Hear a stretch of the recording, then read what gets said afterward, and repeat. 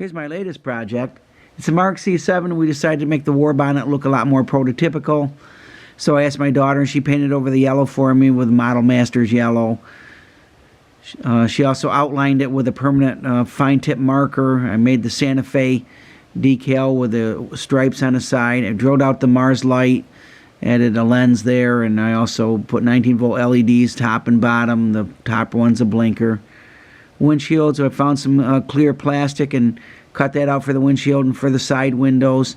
Also made another dummy A unit, and I added a couple of B units and some Santa Fe cars, and we'll see how it runs.